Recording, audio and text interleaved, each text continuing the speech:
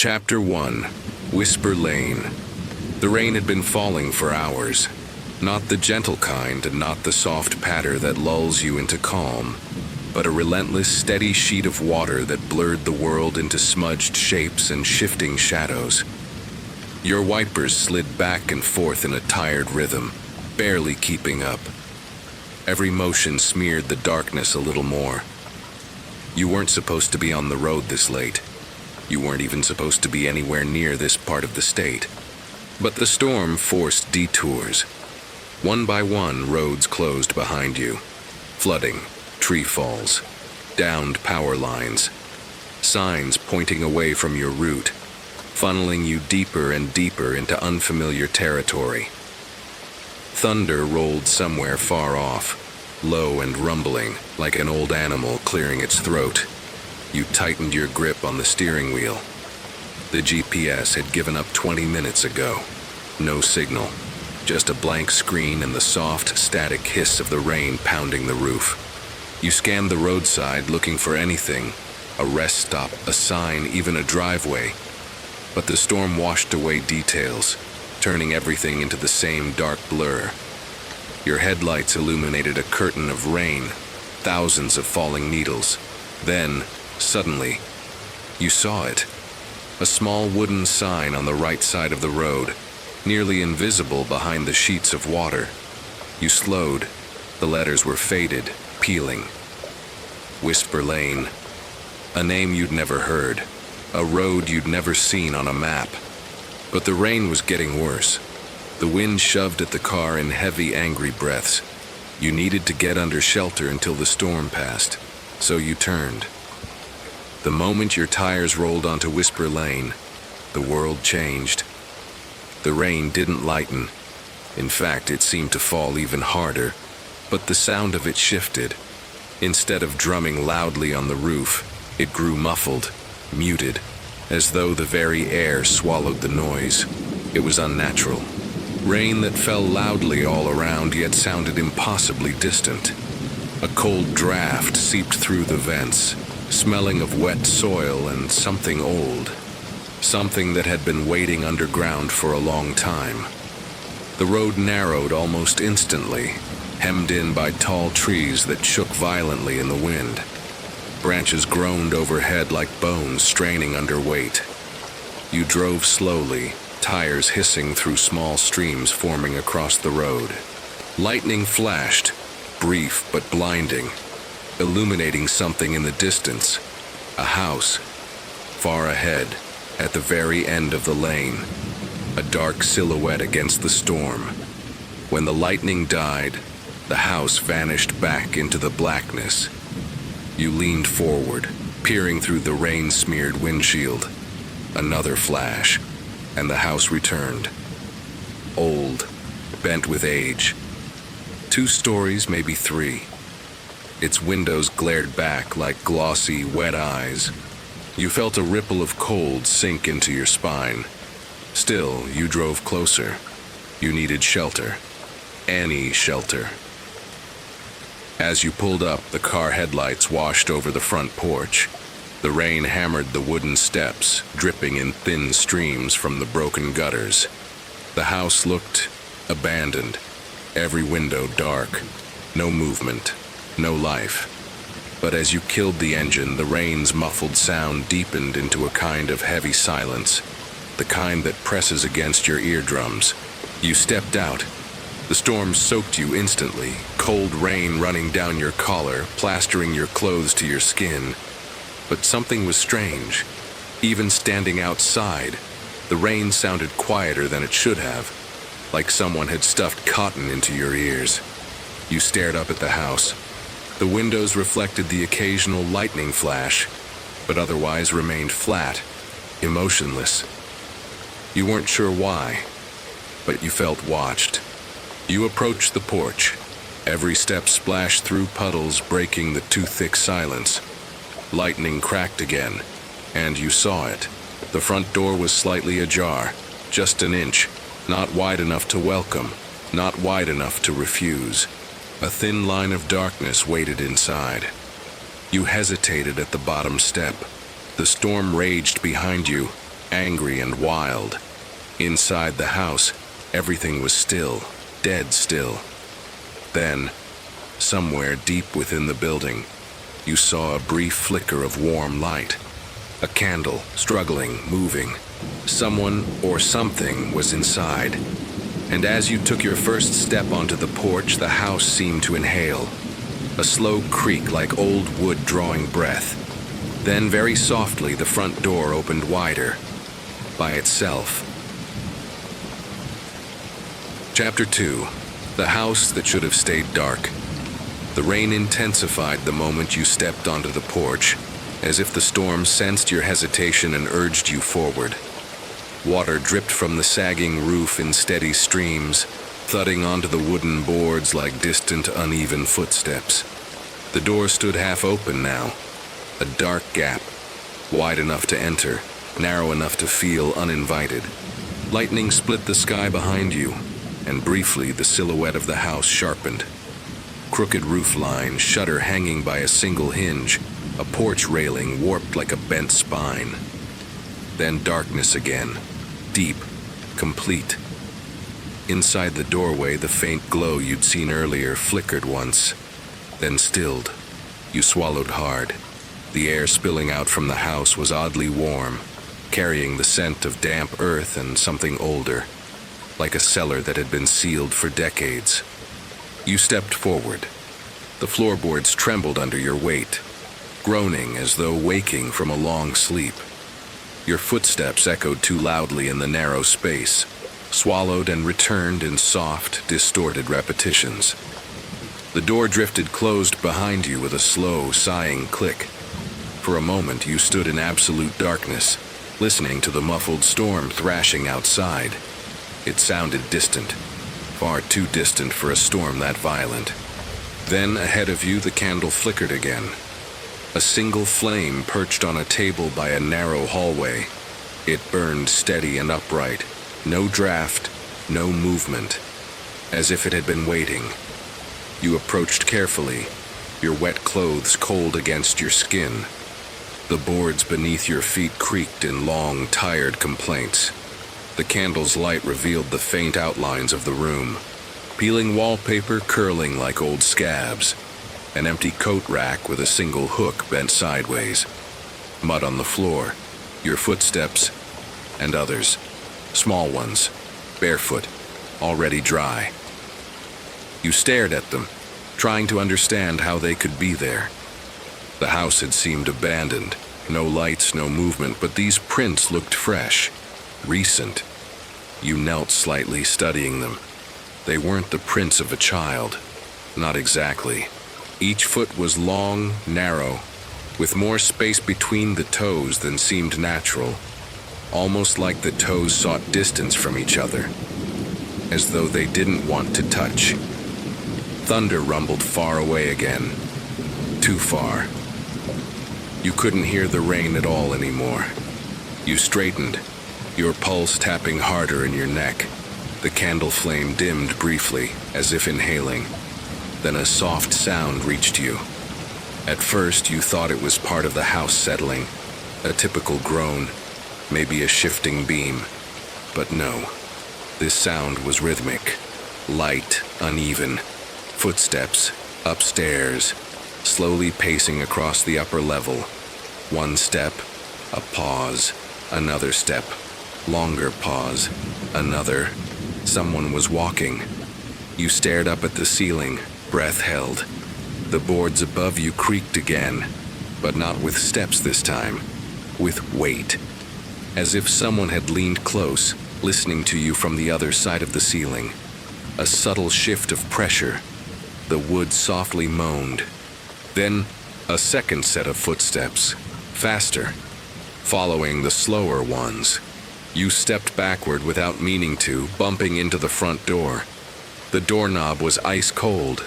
Instinctively, you grabbed it and twisted. It didn't move. You twisted harder. Nothing. The door was locked, though you had never heard it latch. The footsteps upstairs stopped. Silence, thick, waiting. You strained your ears. A long moment passed. Then, floorboards above you let out a soft, delicate creak. Directly over your head, something, was standing right above you, listening. The candle flickered wildly, its flame stretching tall like a finger pointing upward. Your breath grew shallow. Then, from upstairs, a slow, dragging sound began. Not footsteps, something being pulled, something heavy. It scraped across the floor inch by inch, moving toward the top of the staircase. You swallowed hard. Whatever it was, whatever had been walking, was coming closer. The scraping stopped. A new sound replaced it. A single step descending the stairs. Old wood. The creak vibrated through the walls. Then another step. Then another. Slow, deliberate, controlled. You backed deeper into the room, unable to look away from the shadowy hall where the staircase must be. The candlelight trembled. The thing descending paused halfway down. And then very softly, softer than the storm outside, softer than your own heartbeat, a voice drifted from the staircase. Not loud, not harsh, just a whisper that sounded strangely familiar. It said your name. Chapter 3, The Room That Breathes. The whisper of your name drifted through the air like a cold fingertip across the back of your neck. It wasn't loud, not even close, but it was unmistakably yours, spoken in a tone that wavered between familiar and wrong. You froze. At first you tried to rationalize it. Maybe someone from the storm had taken shelter here too. Maybe they'd seen your car. Maybe they needed help. But the voice didn't sound like a stranger. It sounded like someone you knew intimately. Someone close, someone important, yet distorted, like hearing them from underwater. Another creak on the staircase, then silence. The candle flame on the table stretched taller, flickering wildly despite the air being painfully still. Shadows jerked and twisted across the walls like long, thin limbs. You took a step back. The floor groaned beneath you, and the sound echoed through the house with an unnatural delay, repeating itself faintly several seconds later. It sounded like something was mimicking your movements from somewhere deeper inside. You forced yourself to breathe quietly, though your heartbeat thudded loudly in your ears. The whisper came again from the staircase. Come here. It was softer this time, almost coaxing, almost loving. And somehow, that made it worse. You backed away from the hall toward the room behind you, the one the candlelight barely reached. A doorway yawned there, its darkness thick and quiet. You had no plan except to put distance between yourself and the voice. As you neared the threshold, you felt the air change. The warmth that had seeped from the house shifted into something heavier, as if the room ahead wasn't just dark, but alive. You stepped inside. Immediately, you sensed something different here.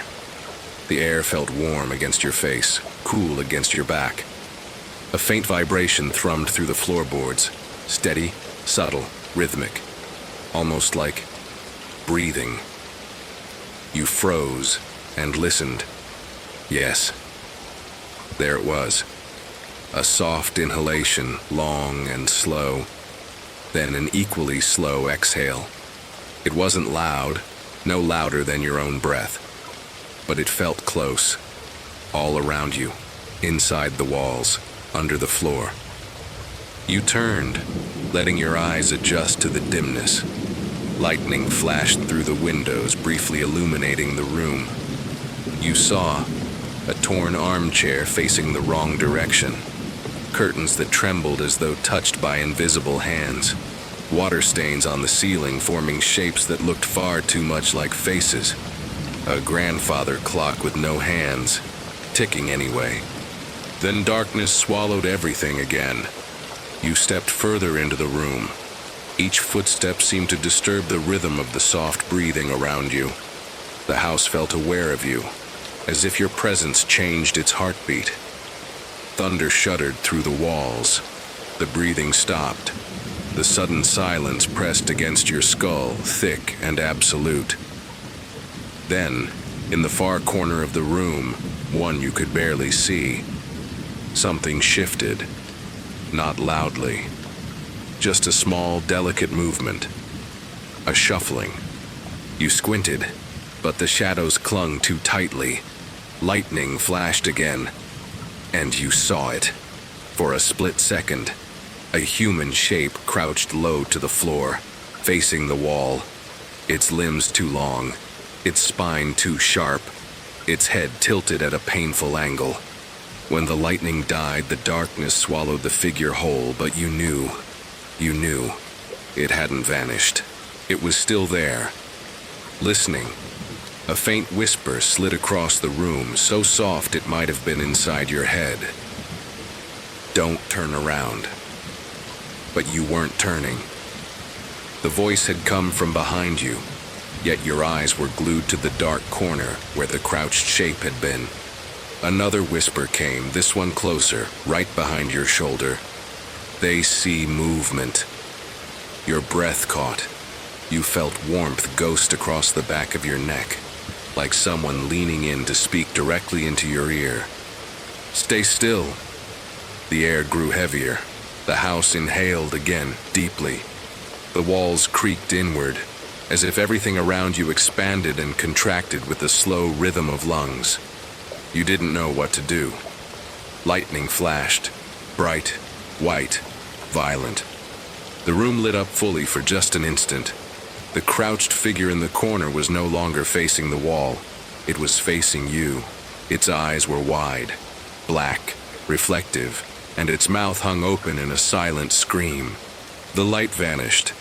Darkness again.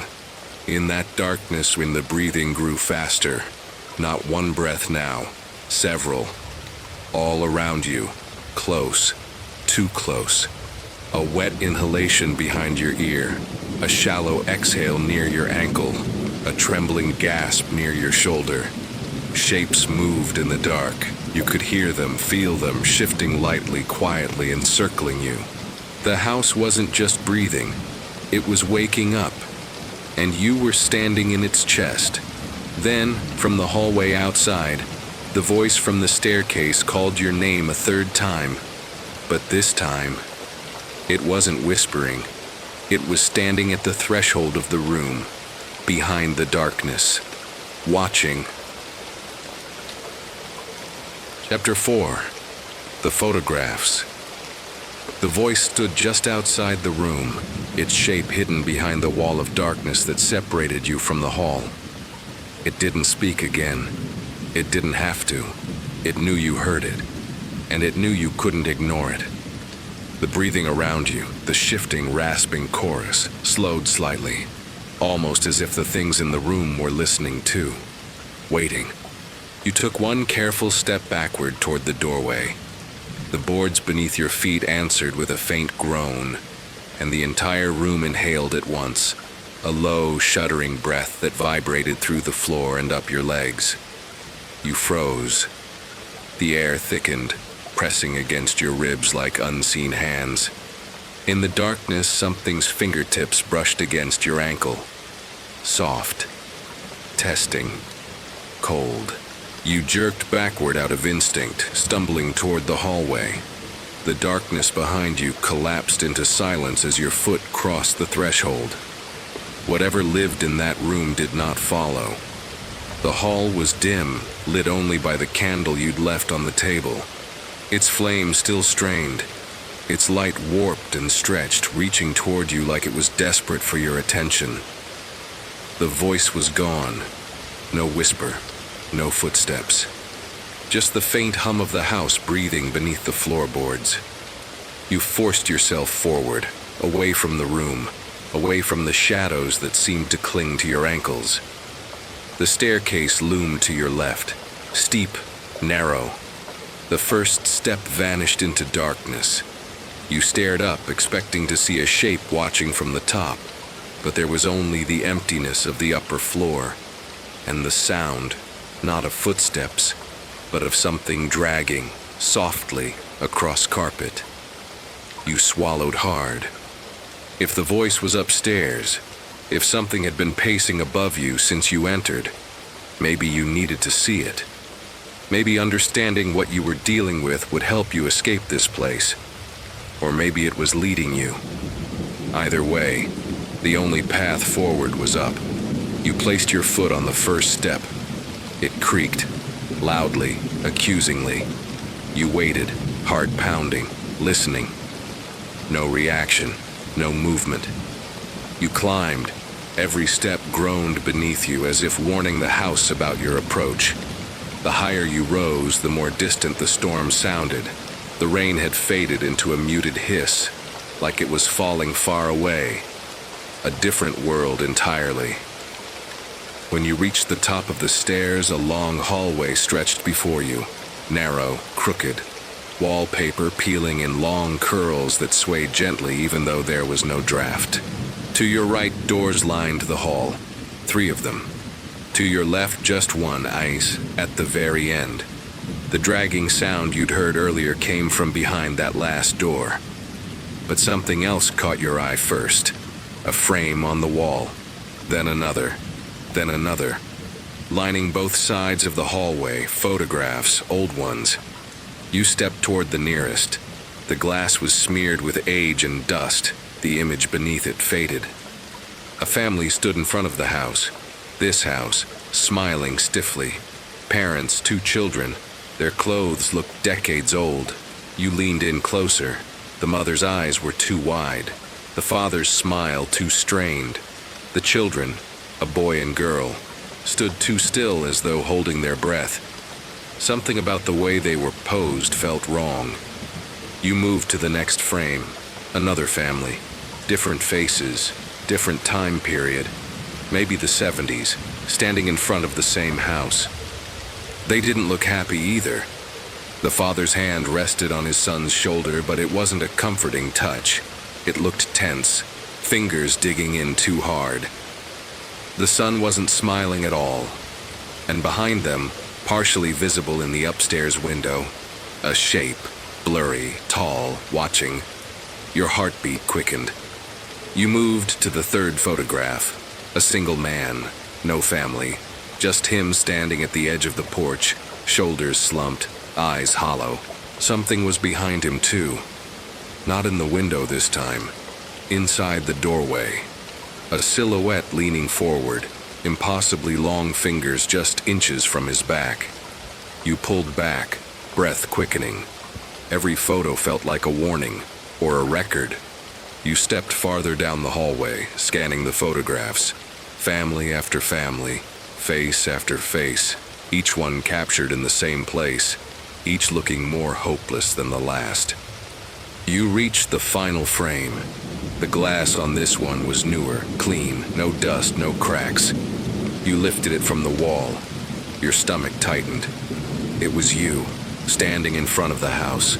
Tonight's storm behind you. Your car in the background, your clothes soaked, your expression dazed. Exactly as you looked when you stepped onto the porch. You hadn't taken this picture. You were in it. Lightning flashed outside, sending a pulse of white light down the hall. When the light faded, there was a new photograph next to the frame you held, one you were certain wasn't there before. You turned to look. It showed the same picture as the one in your hand, but with one difference. In the doorway behind you, a figure stood, tall, shadowed, leaning forward, closer than it had been in any of the others. Much closer. Your breath caught. From the end of the hallway, behind the last door, something softly tapped the other side. Once, twice, 3 times. Slow, rhythmic. Then the knob turned, very gently, as though whatever was inside wasn't trying to frighten you. It was simply ready to come out. Chapter 5. The Whisper in the Hallway. The doorknob at the end of the hall turned with a soft, delicate click, the kind of sound a careful hand would make, not a forceful one. It wasn't twisting with urgency. It wasn't rattling. It was simply testing, seeing if you were still there. You pressed your back against the wall, clutching the photograph you'd taken down, your breath trembling in short, uneven bursts. The hallway seemed to tighten around you. The air grew warmer. The wallpaper curled inward as though the whole house leaned closer to listen. Another tiny click. The knob turned just a fraction farther, then stopped. Silence flooded the hall, a silence that swallowed even the distant storm. The only sound was the faint ticking of the clock downstairs, still keeping time despite having no hands. Then, from the other side of the door, something dragged its fingers slowly across the wood. Soft, scraping, tracing the shape of your name. You could almost hear the pattern. Then a whisper slipped through the crack beneath the door. Quiet, breathy, too close. Why did you come here? You swallowed hard, your throat burning with fear. You didn't answer. You shouldn't have come. The voice was faint, like someone trying not to disturb the quiet of a sleeping house. You took a step backward down the hall. Immediately, the floorboard beneath your foot creaked. The whisper stopped. The silence that followed felt different, alert, calculating. Then, tap, tap, tap. 3 gentle knocks. Not from the door this time, from the wall beside you. You spun, heart lurching. Nothing. The wallpaper hung in curling strips. The pattern faded to the color of old bones. But beneath it, something shifted. A bulge, a ripple, as if the wall wasn't entirely solid. Tap, this time lower, near the baseboard. Tap, behind your ankle.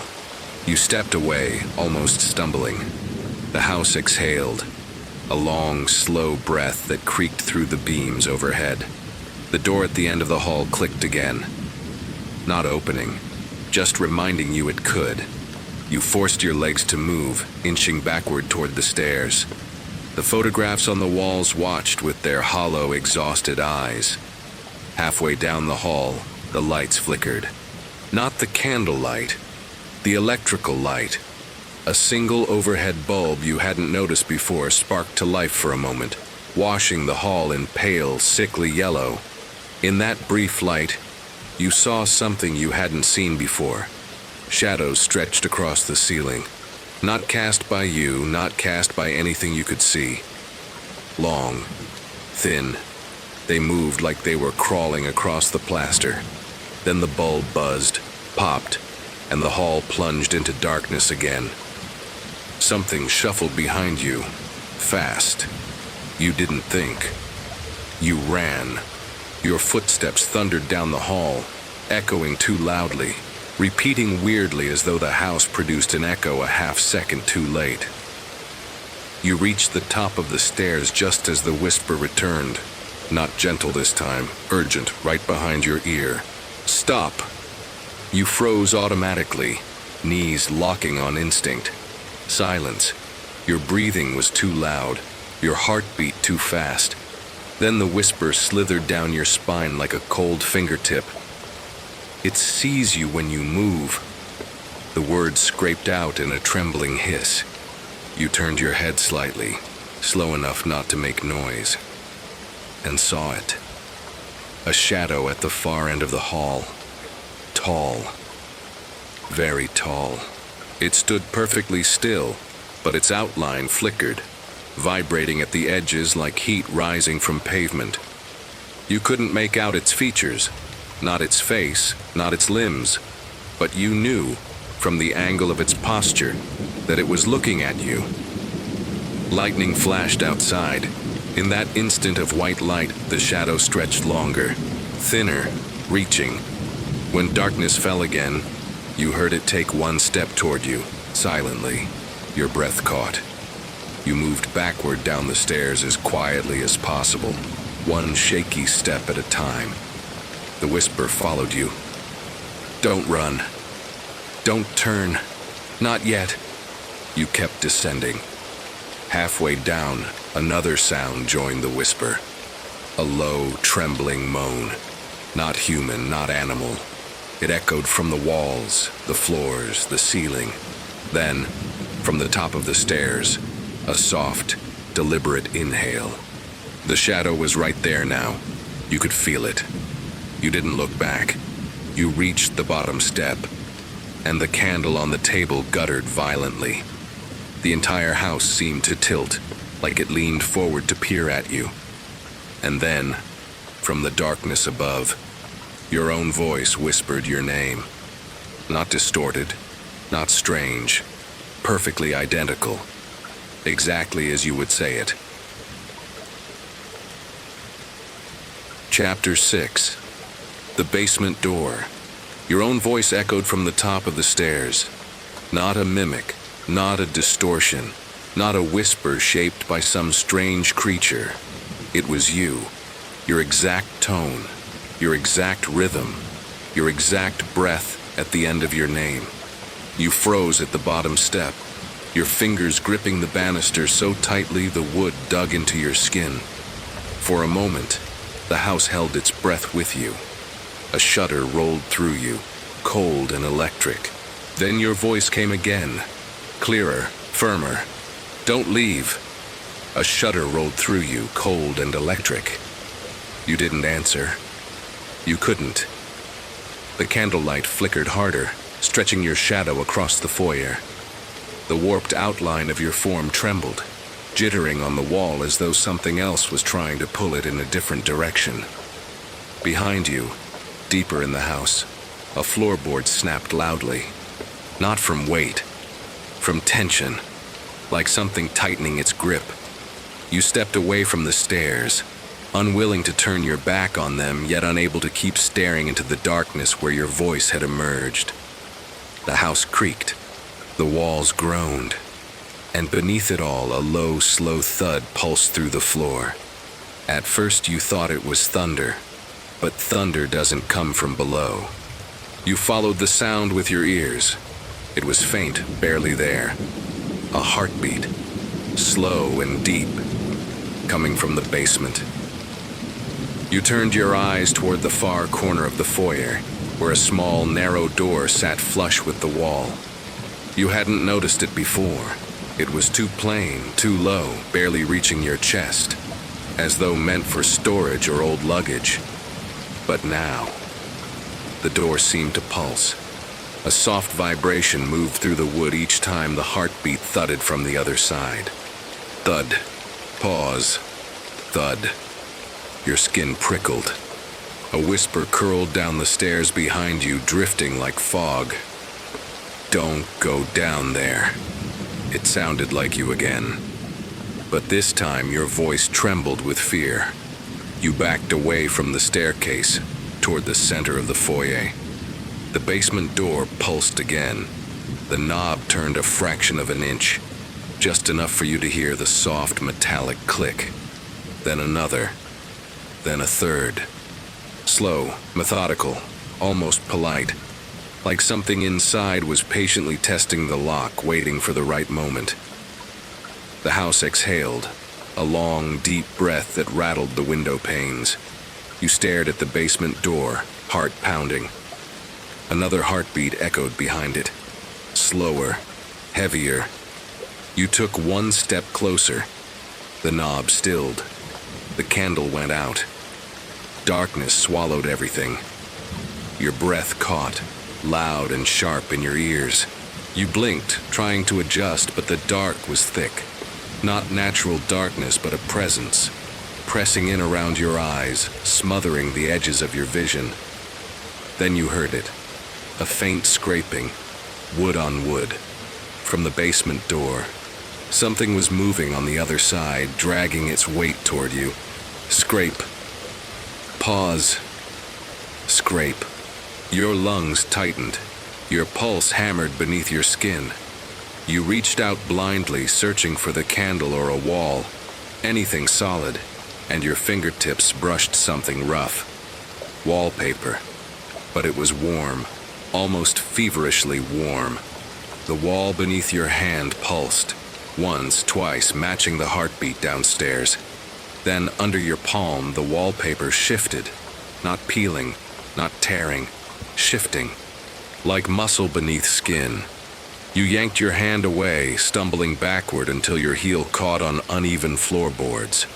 In the darkness, something breathed beside your ear. Not the whispering voice, not the mimic. Something else, something deeper. A gurgling hiss, wet and patient. You turned toward the basement door instinctively, and for a moment, just a moment, your eyes adjusted enough to see the outline of the door.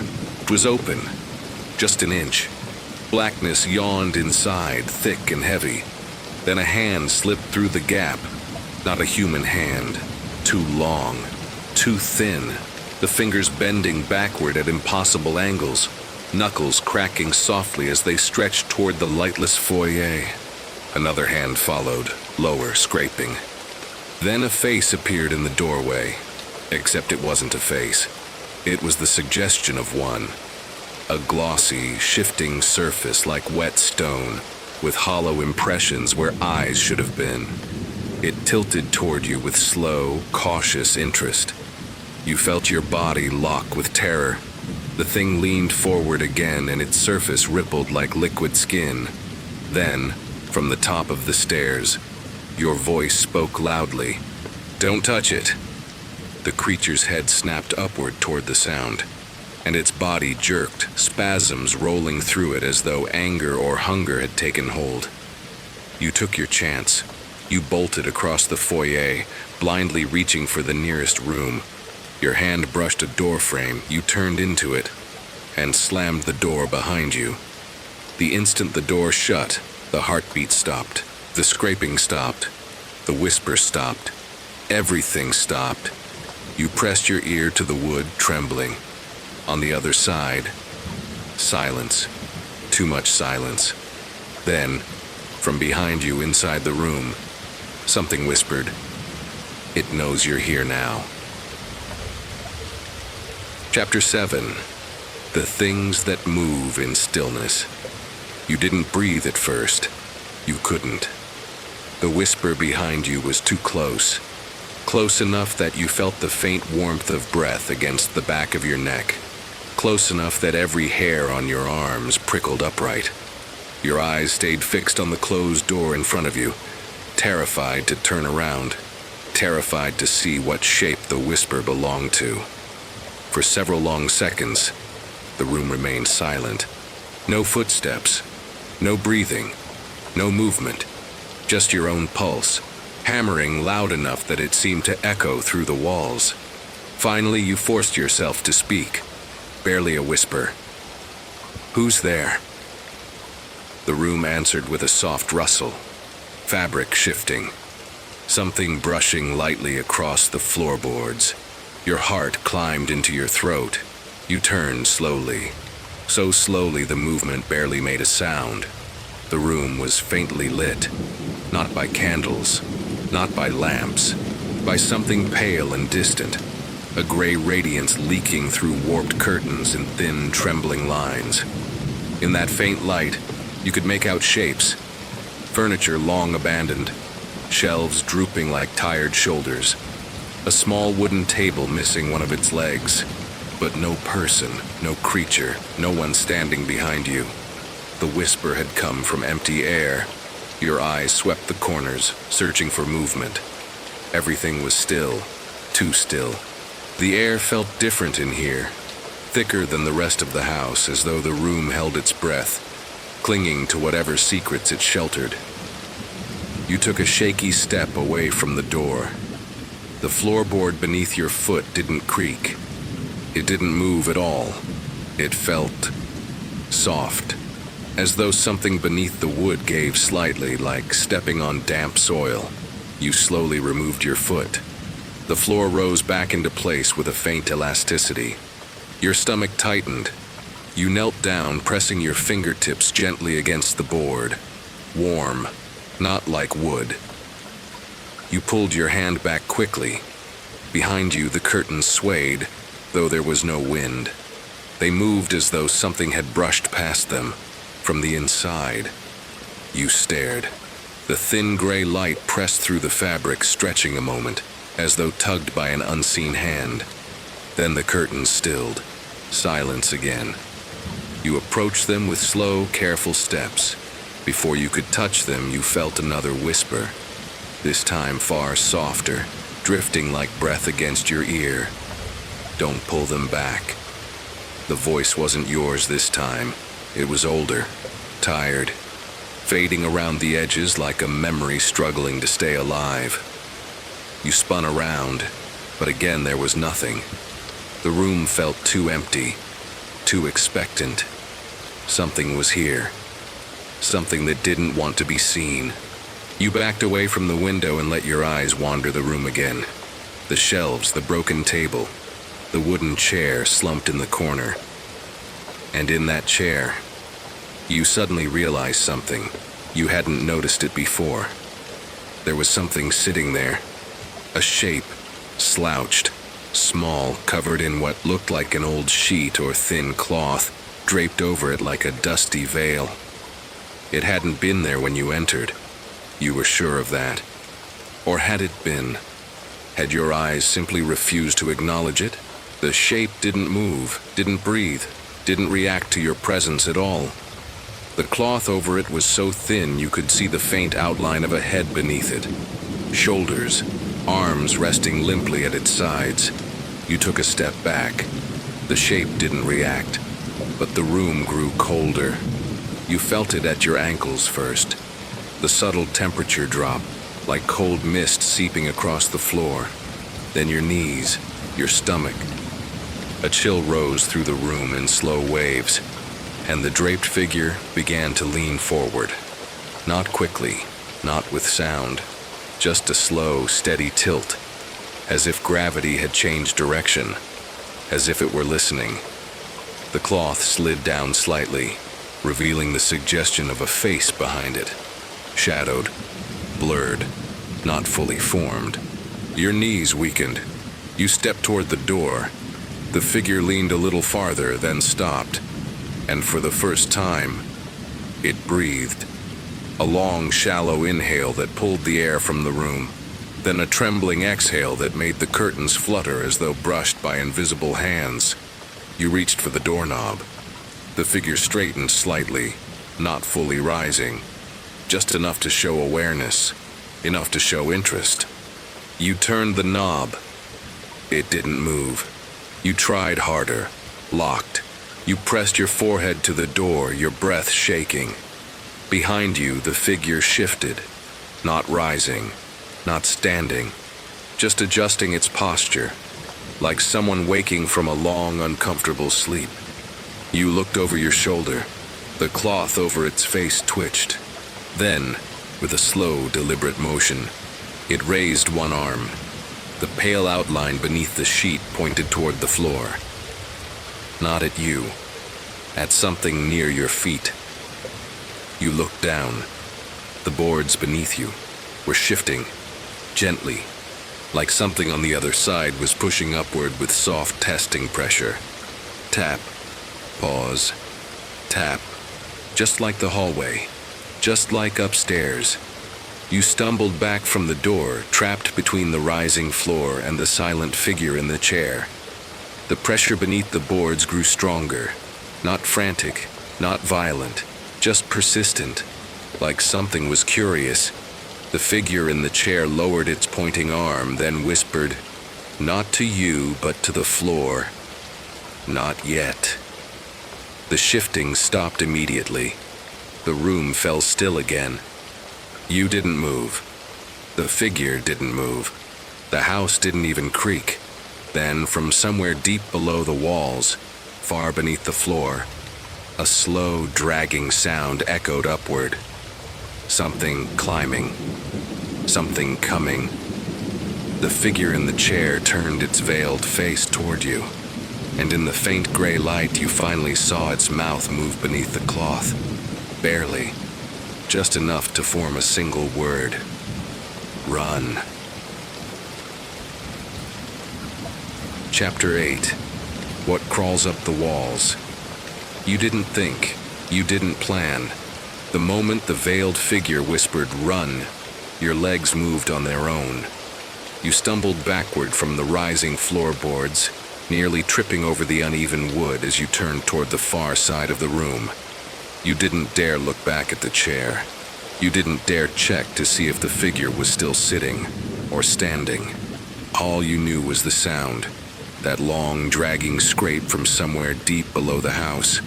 Not footsteps, not claws. Something heavy, something climbing. The air thickened, trembling faintly with each dragging pull upward. You reached the opposite wall, your palms pressing against peeling wallpaper that felt cold and strangely damp beneath your fingers. You slid along it, searching for another door, a window, anything that would let you escape before whatever was beneath the floor reached the room. Your hand brushed a doorknob, small, metal, ice cold. You wrapped your fingers around it and froze.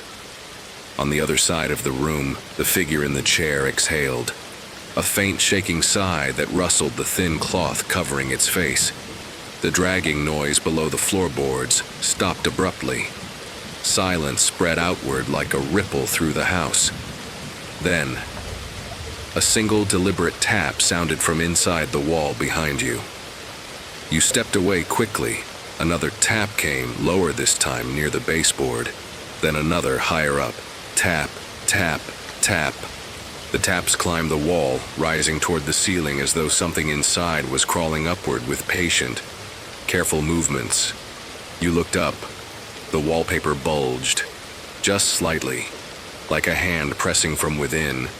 You backed away, your lungs tightening. Behind you, the figure's whisper drifted across the room. Don't let it see your face. You didn't ask why. You didn't want to know. The bulge in the wallpaper slid upward, shifting left, then right, testing, searching. Then it stopped directly above your head. The wall creaked. A soft tearing sound followed. You watched, frozen in horror, as a small line appeared in the wallpaper, thin as a paper cut. Then another. Then another. Something was slicing its way out, slowly, deliberately. You crouched low, pressing yourself against the floor, desperate to stay out of its sight. The tearing slowed, then paused, as though whatever was inside sensed your movement. The silence pressed against your ears until they rang. Then, skrrk. A long tear ripped downward. A pale limb slid out. Not an arm, not a leg. Something else.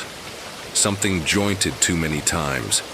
Something that bent backward and forward, searching the air blindly like an insect feeling its surroundings. The limb scraped lightly across the wall, leaving faint black streaks wherever it touched.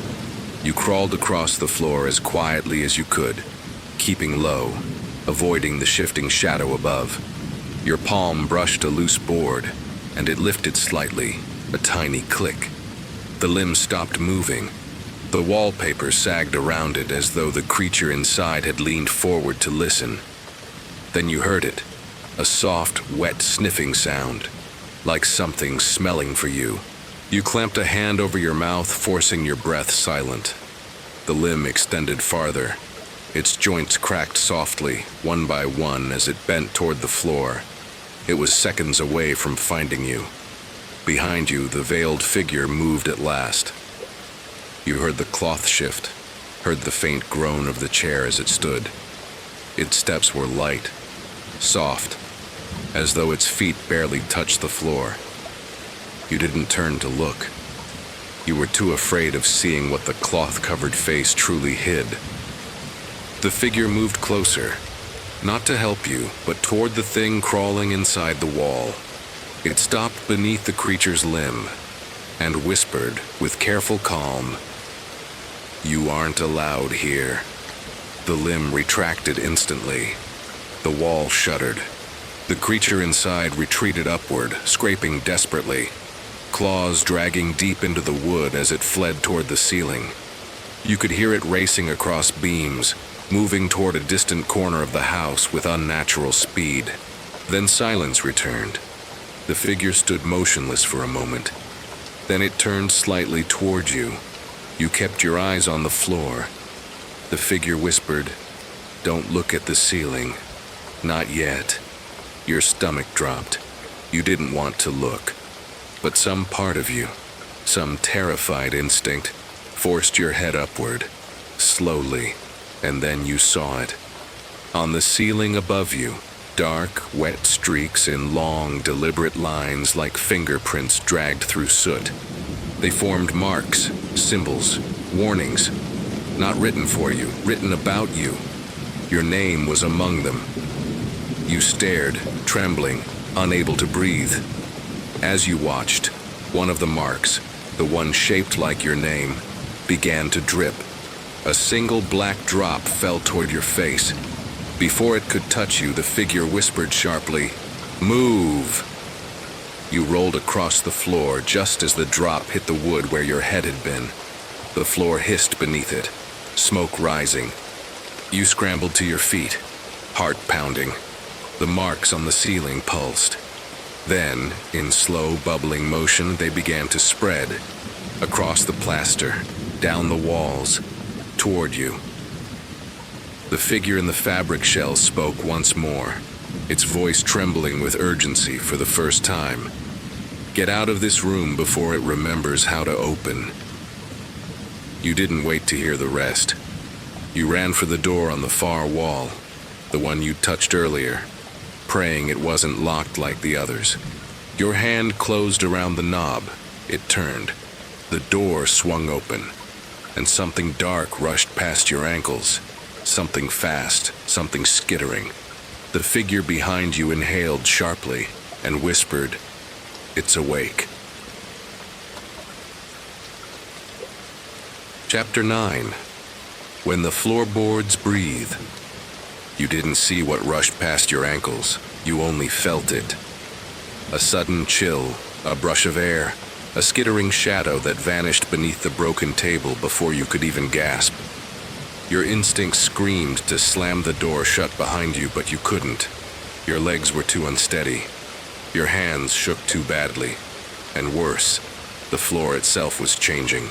The board beneath your foot rose and fell in a slow, rhythmic motion, lifting slightly, sinking again.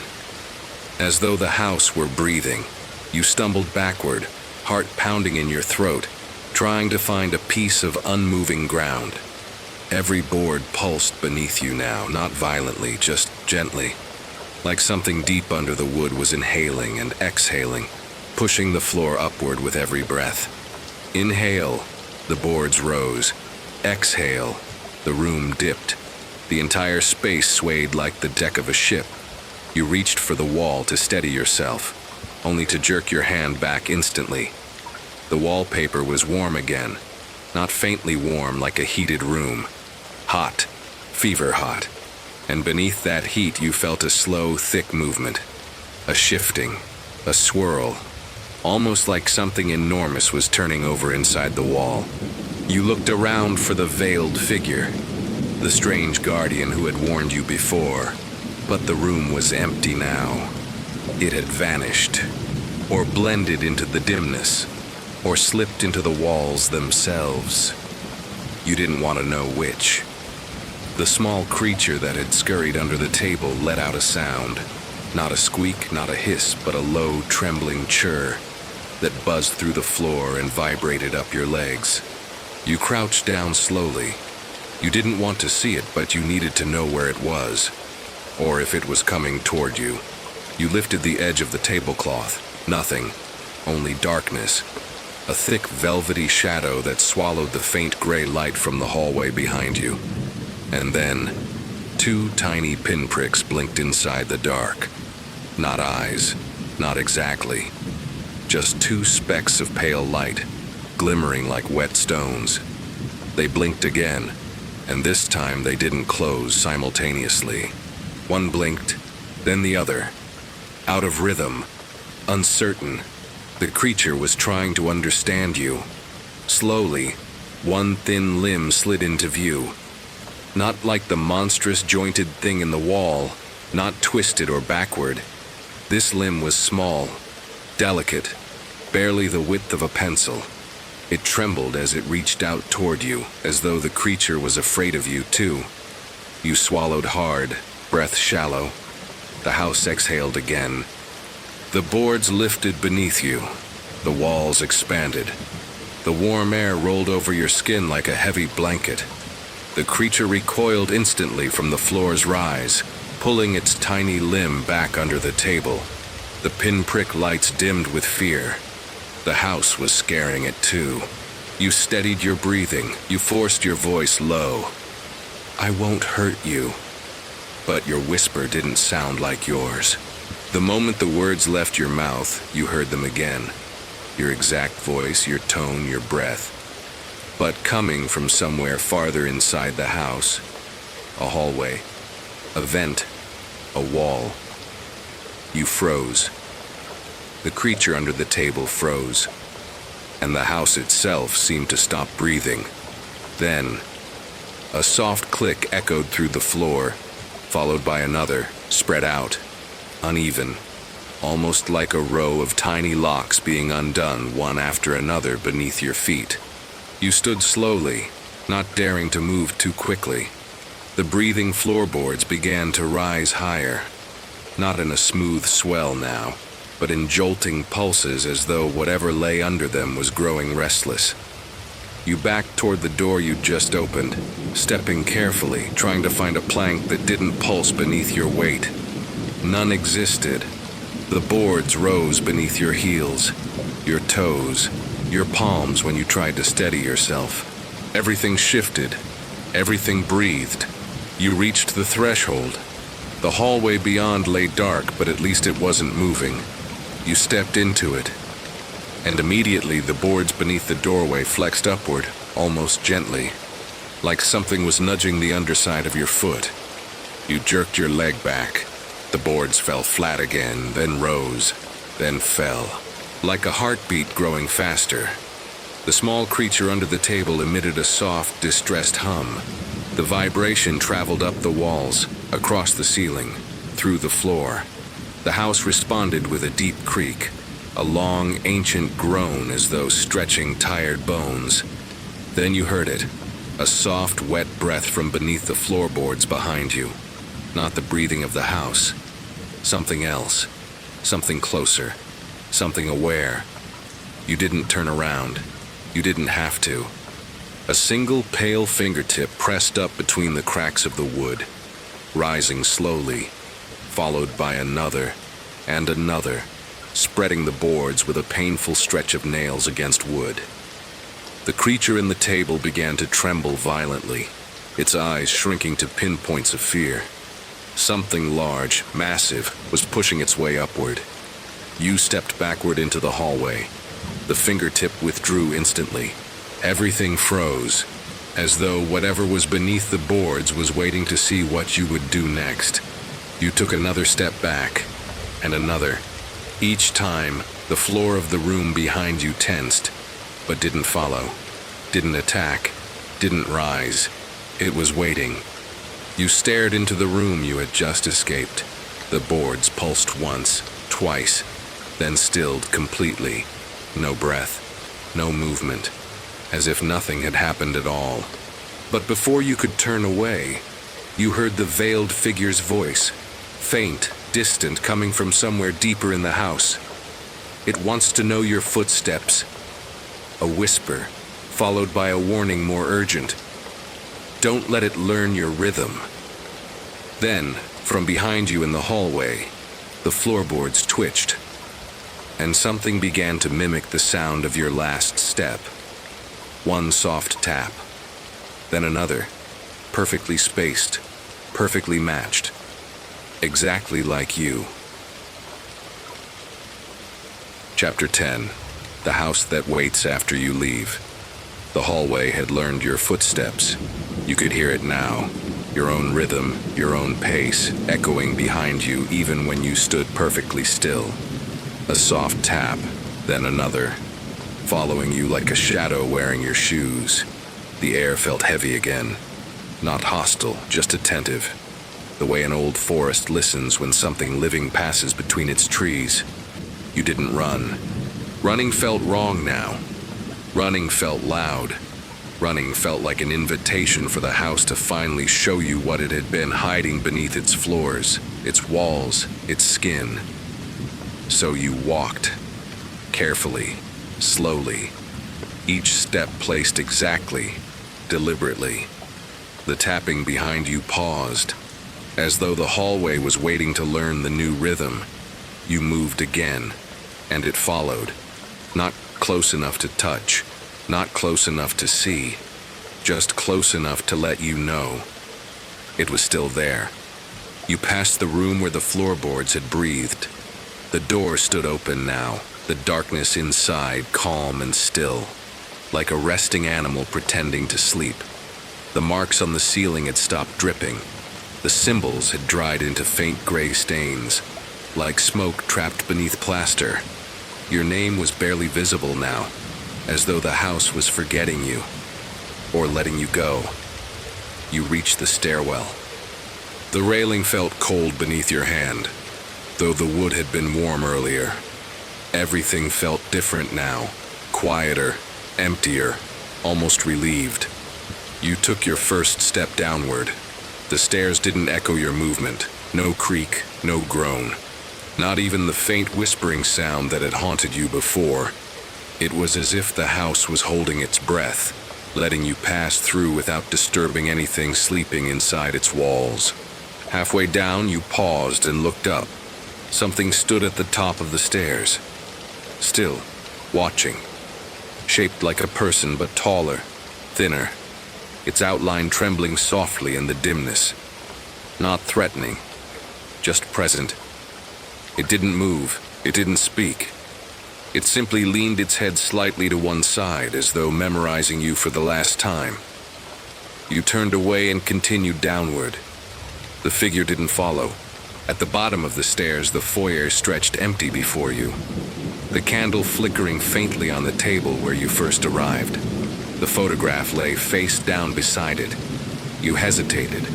Some part of you wanted to turn it over, to see your reflection, or whatever version of you the house had captured. But when you reached for it, your fingers hovered an inch above the paper, and something, some quiet instinct whispered in the back of your mind. Leave it. You let your hand fall. The house exhaled softly around you. The basement door sat closed again. No heartbeat pulsed behind it. No scraping fingers reached for the lock. It was as though the house had decided not to open that part of itself again. Not for you. You crossed the foyer toward the front door. Every step felt lighter now. No breathing floorboards. No shifting wallpaper. No hands reaching through cracks. Just silence. Just a tired old house settling after a long night. When you reached the door, your hand trembled slightly on the knob. Not from fear, from something else. A strange, quiet sadness. You weren't sure if it belonged to you, or the house. You twisted the knob. It turned easily, too easily. The door swung open, revealing the storm you'd forgotten about.